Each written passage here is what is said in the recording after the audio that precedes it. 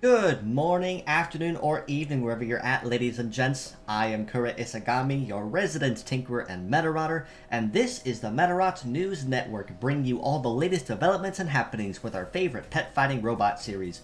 Now this week it looks like we don't have a lot of new content or a lot of big things incoming per se, but we do actually have a lot of gacha banners incoming that thankfully will not be sticking around for a lot of time. We usually figure about a day or so. But the few that are incoming are mostly to round about the tail end of the Deadly Trump Card Quartet that we've been introduced in previous weeks with Jackal and May Queen. This week we are finally introduced to the Queen and the Joker. And that being said, let's go ahead and jump right into what was announced for this week's episode of Thus I Call Enter the Trump Cards. Starting this week with the gacha banners, and these are actually the permanent ones, meaning these are going to be sticking around for the whole week, and not just the one day as I mentioned prior. But starting the line, we have TKG0 Ganking with the kit of First Aid, Double Countdown, Biped Legs, and the leg ability of Endurance. Ganking is also capable of a meta change where he changes his kit out entirely for a support-based one, with the kit of Perfect Guard, Charge Trap, Charge Plant, Float Legs, and the Super Armor leg ability. Behind him, we have the Joker of the quartet, TJO0 First Ace, with a kit of Field Control, Double Force Control, Biped Legs, and the Shape Memory leg ability. And First Ace, much like the other three members of the quartet, is also capable of meta change, where she trades her kit out for Tornado, Mirror Guard, Slip, Float Legs, and the Trigger Happy leg ability.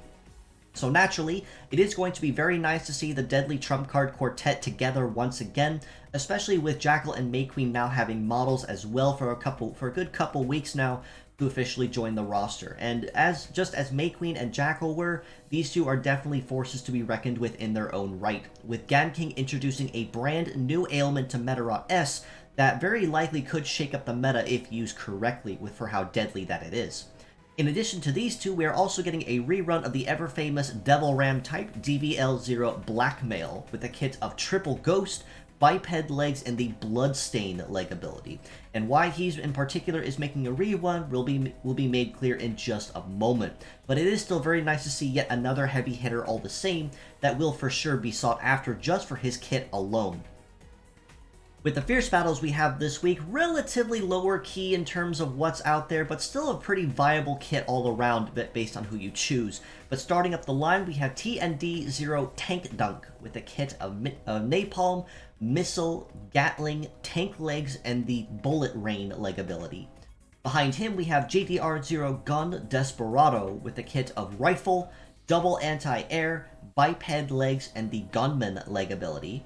And then last but not least, everyone's favorite high-flying Hawk type, HWK0 Fly Falcon, with a kit of Triple Napalm, Flight Legs, and the Assail leg ability. Now, as I said, all three of the Fierce Battle bots we have this week are going to be relatively lower key compared to the gacha banners we have up and coming, but still pretty viable skills all around based on who you choose to go after. That being said, I would honestly have to give the MVP of the week to Tank Dunk, as rare as it normally is for me to give Tank Legs a particularly high rating or recommendation. Tank Dunk in particular does have one of the better sets of Tank Legs in particular, especially towards shooter types with the Bullet Rain ability, whereas Fly Falcon and Gun Desperado can be made moderately useful, anti-air for Gun Desperado's case, but not as handily as you might consider a Tank Leg with the Bullet Rain ability. Now with the Gacha Grand Slam we have coming up, all of them are models that are highlighting bots that were originally introduced in Medarot 3. So it's going to be a lot of models from that particular game and kit in particular that we've seen up to this point. Starting up the banner on 8/18 when the new week goes live is KRN0 Genius with a kit of Rebirth, Charge Plant, Charge Drain, Biped Legs, and the Popper leg ability. On 8/19, his banner will close and TJK0 Jackals will open up with a kit of Napalm, Hyper Beam, Wide Break, Flight Legs, and the Auto Charge leg ability. On 8/20, Jackal's banner closes and TQN0 May Queens will open with a kit of Flame, Virus, Hold, Sea Legs, and the Elusive leg ability.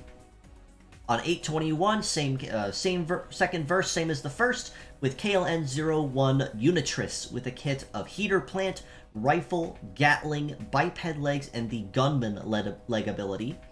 On 8/22, he will be replaced by STG-0 Excise with the kit of Shoot Trap, Charge Claw, Hammer, Biped Legs, and the Climber leg ability.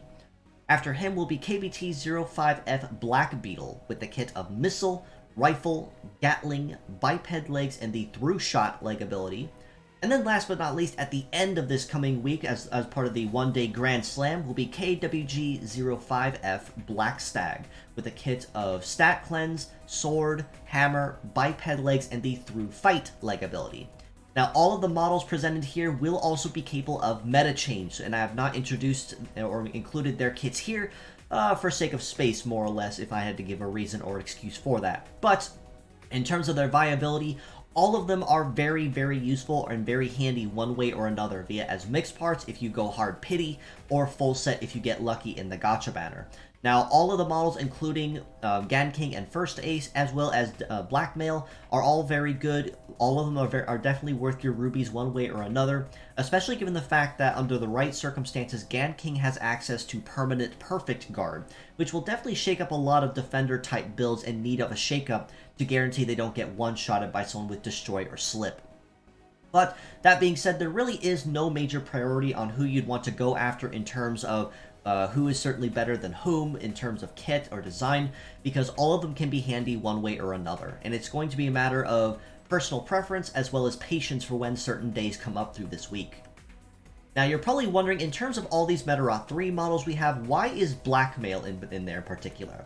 As a Medarot 1 model, he honestly does kind of stand out just a little bit, and the reason for that is because a new skin is being made available in the skin shop in the convenience store as a Violet Demon Blackmail, so to speak. And with this one, he definitely looks a lot more flamboyant, I guess you could say, in more skeletal in many cases as well with his design. Definitely a very unique one for sure. I think I like his earlier design. His original one does a little bit better. But one thing I do have to make a comment of in terms of the skins in recent are that aside from even just the regular skin-based ones, which are just recolors, I really like and gotta hand it to Imagineer for the fact that they're making a lot of these skins more mesh edits to make them more unique than anything else, despite them being still cosmetic edits all the same. Now, aside from that, we are also getting another daily mission challenge, as we have been through this last week with Juno Namchi as part of the 7 Lucky Gods. Simply put, these missions are simply extra things you can do as you log in through your day and do your daily stuff to unlock extra rewards, such as extra ruby shards or even summon tickets in the standard pool, in the regular pool.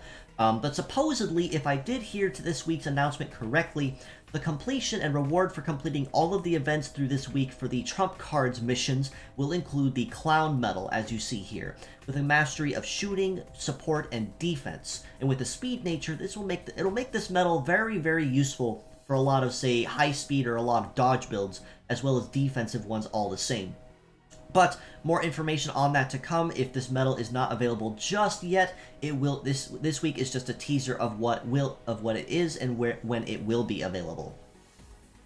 On the community front, we are still always looking for translators for any Medarot 3 or Medarot Reloaded translation projects, so if you are knowledgeable in coding, cleaning, or Japanese with some time on your hands, we are more than appreciative of any efforts that you'd be willing to provide in order to help see these projects to completion. Medarot 3 has been making some very good progress continually, as mentioned.